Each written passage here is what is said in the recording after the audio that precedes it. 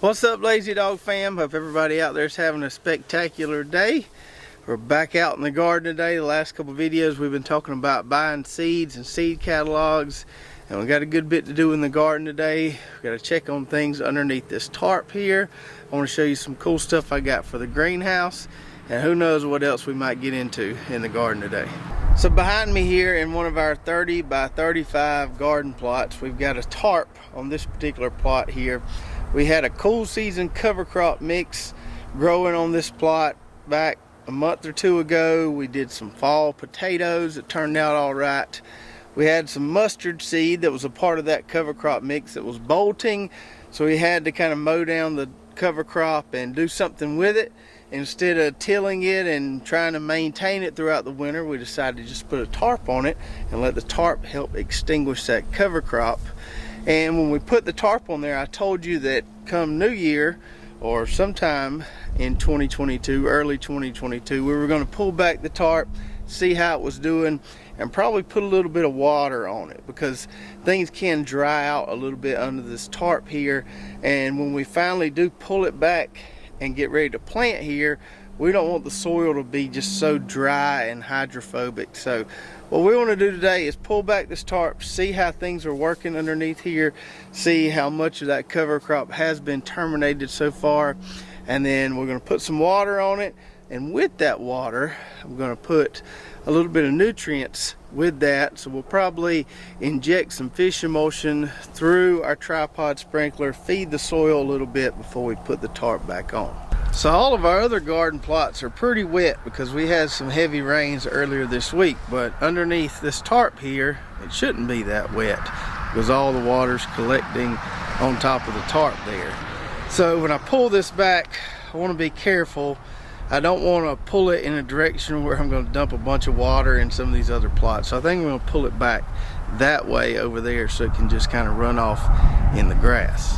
Now, one thing I'm going to do before we take these bricks off and pull this tarp back is trim this tarp up a little bit. So I told you earlier, this plot is 30 by 35. All these plots, all 6 of these plots out here are the same size, and this tarp is a little bit bigger than that. And I've been meaning to do this for a while, but just haven't.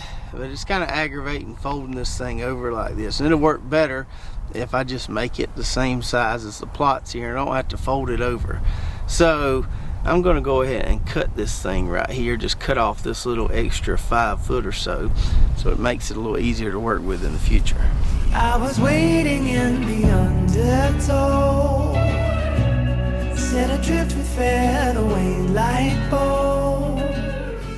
Alright, we got that trimmed up. Should work a lot better now. Little tip that I learned from the guy that installed my greenhouse: keep you a pair of surgical scissors on hand. If you know somebody that's a nurse and can get you some, I bought these on Amazon, but these things come in handy and work a lot better than just regular scissors. Alright, so we're going to leave the bricks in place on that far end over there because we're going to put this thing back after we put a little water on it. Just pull the rest of these bricks back, pull the tarp back, and we'll see what we got.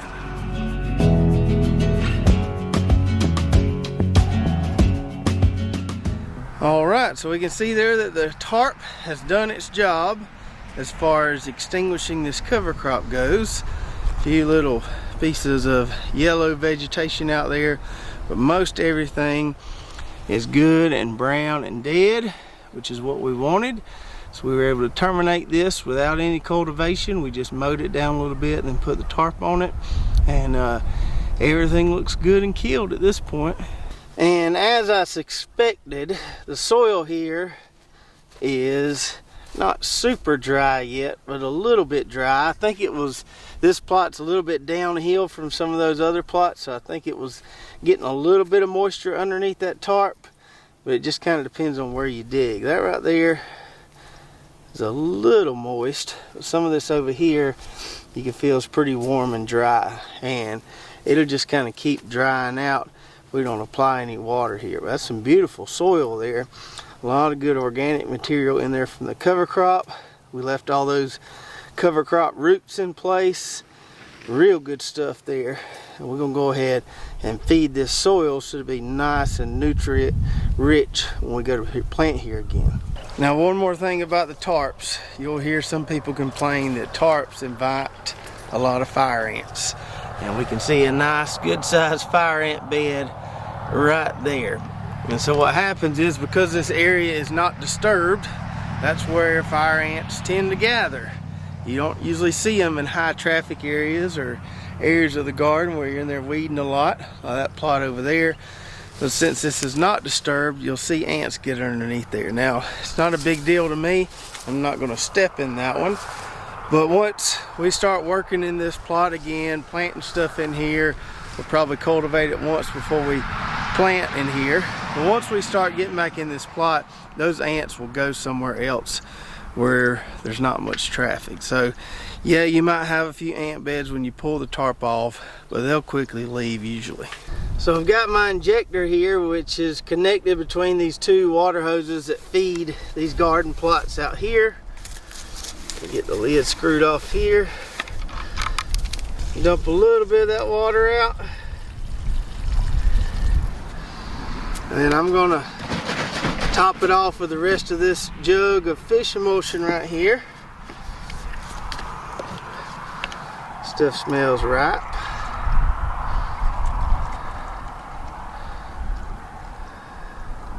Oh,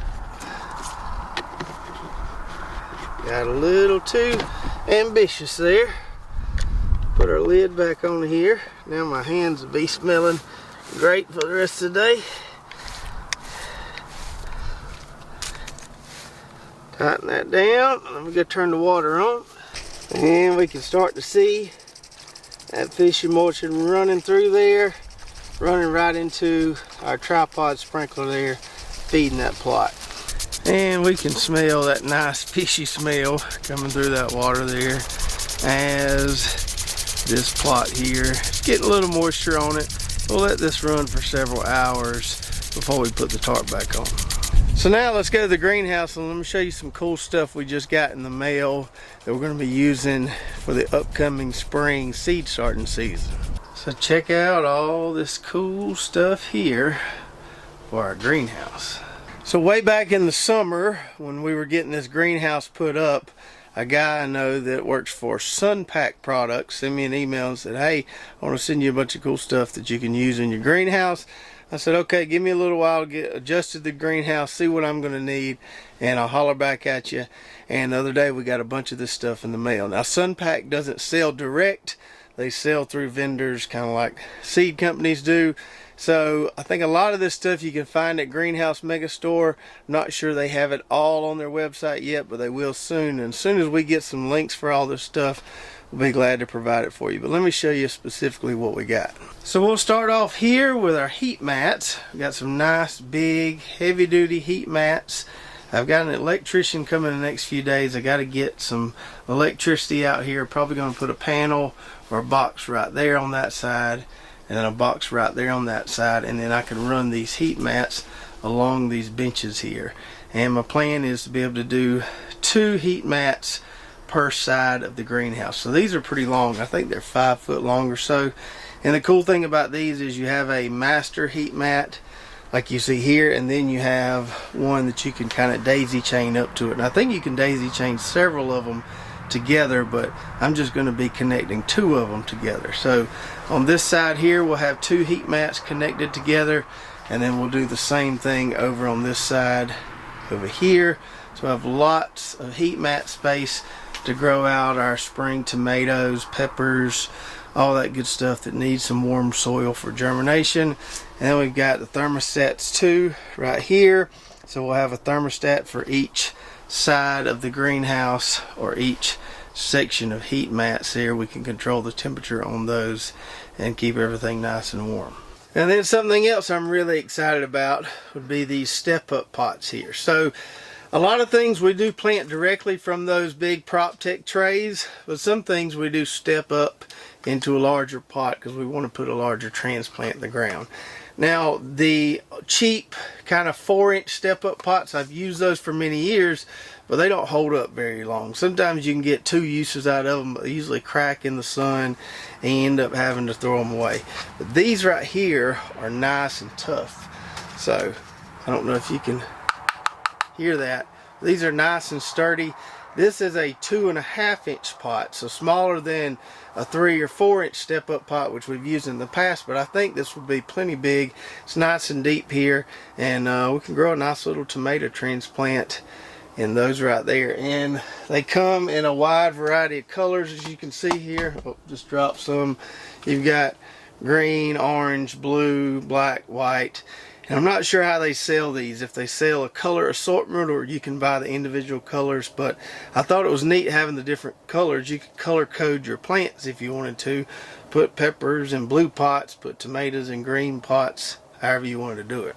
And then to hold these nice little heavy duty step up pots, they've got several different options here. So you've got your standard 10-20 tray with the holes in the bottom there so water can drain. So if you're top watering, you can let the water drain through like we do with a lot of stuff in the greenhouse. These are a lot more sturdy than the flimsy ones that you might be used to using. These are going to last a long time. I could see these easily lasting a decade or more. Really tough. And then you've got the ones here that are a little bit deeper. These don't have holes in them, so you could bottom water from these. You can hear that there. These are nice and sturdy. Lots of colors on those. And then you've got these, which actually have the little indentions in them, so the pots fit inside of them snug like that, really snug, so that you can turn it upside down and it's not going anywhere. So I really like that as well. Several different options there as far as containers for these step up pots, and I'm looking forward to using them all. So we'll be getting some seeds starting going pretty soon for our spring crops, and we'll be sure to kind of take you guys along as we do that. We might even do like a spring seed starting schedule video. If that's something you'd like to see, let me know in the comments below and we'll try to put that together. And now we need to check on our turmeric here that we've had growing in this raised bed for quite a while now. Now I'm still a little confused as to when you're supposed to harvest turmeric. Some people told me that you got to wait till it flowers, so you basically got to grow it throughout the winter. Other people said when it starts turning yellow and looking like it's dying, it's time to harvest it, which would make sense. Now, we were keeping it alive and it was doing pretty good until we had all that wind this past weekend, and you can see some of it kind of broke and fell over. And so someone also mentioned, why don't you harvest some of it, see what it looks like, and leave the rest there. So I think that's might be what we do here. We'll go ahead and pull up some of this, see what we got, and may leave a few stalks here to see what happens with those as well. All right, looks like we got a little pokeweed in here as well, a little chickweed. Get that out of there. And y'all don't laugh at me, I've never done this before. We'll see what we got here. Dadgum. I don't know how big this stuff is supposed to be. That's a big old knot of turmeric right there. Maybe I'll do like this and cut it. Smells really good. See what else we got here. Oh, there's another nice one right there too. That broke off. That looks like a chicken's foot almost on it. I like what I'm seeing here. Alright, let's get it nerding.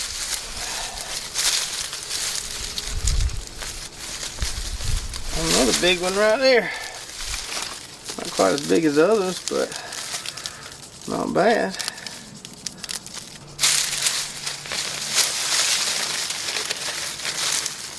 Another pretty good one right there. Let's get one more here.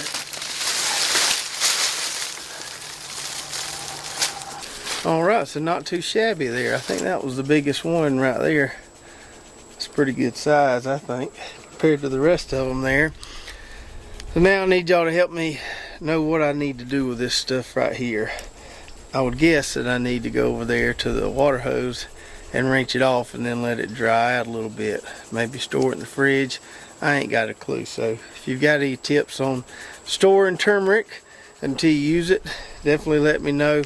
Also let me know what I should do with those 2 plants that are still left there. Should I go ahead and harvest those 2, assuming they look like this under the soil? And then I'm also guessing that I need to save some of these maybe like that, to split up and replant so we can have a continual supply of this stuff. So somebody educate me on the turmeric, please. And now it's been a few hours since we turned the water on our tarp plot here, so let's go check on that, see if it's sufficiently wet, see if we can go ahead and put that tarp back on it. So our clear line, or outline on our injector here, looks nice and clear, so that tells me all that fish emulsion has ran through there. And this soil here is starting to look nice and dark. I think it's sufficiently wet. We can turn that sprinkler off. And the more I look at this plot, the more I start to believe I don't even think we're going to have to till this whenever we do get ready to plant it. It looks pretty good shape. Now, there's still a lot of debris out there, but that should continue to break down, and we might can get by with just running the wheel hoe over it and not having to use the tiller.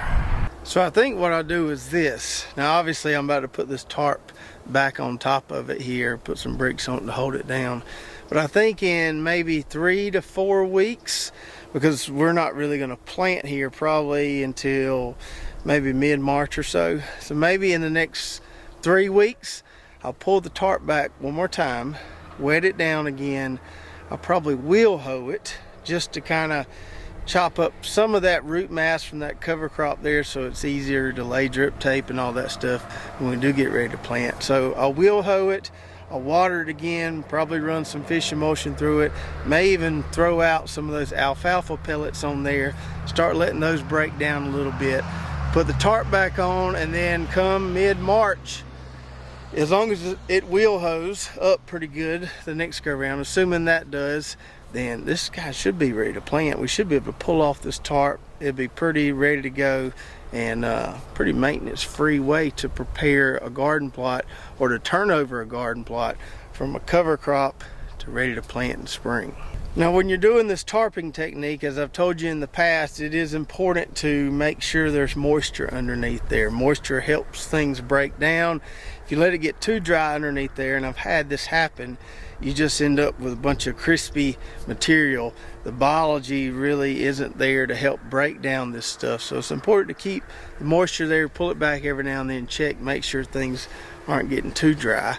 And if you're using this technique to create an entirely new garden plot, which it works well for, you probably do want to cultivate it each time you pull back the tarp, especially if you got a lot of Bermuda grass or grass with a lot of rhizomes. You kind of got to aggravate it to death to get rid of it. But this is a great way to get rid of it. Just cultivate and water every few weeks, put the tarp back on until you don't see any more signs of grass or anything in your garden plot, or what soon will be your garden plot.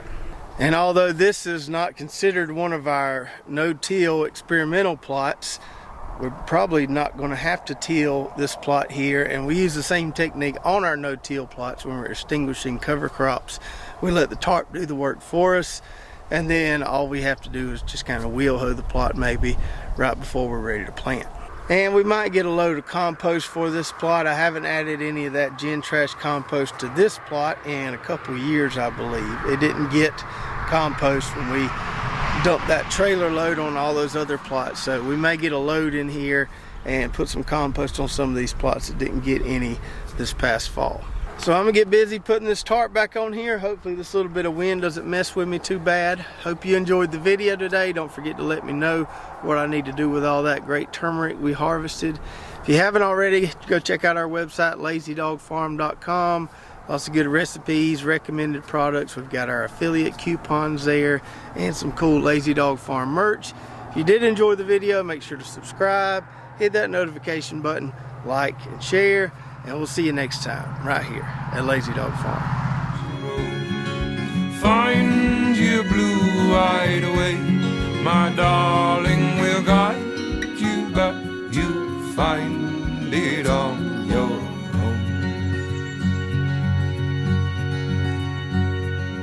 Old farewell, by the beauty of your life.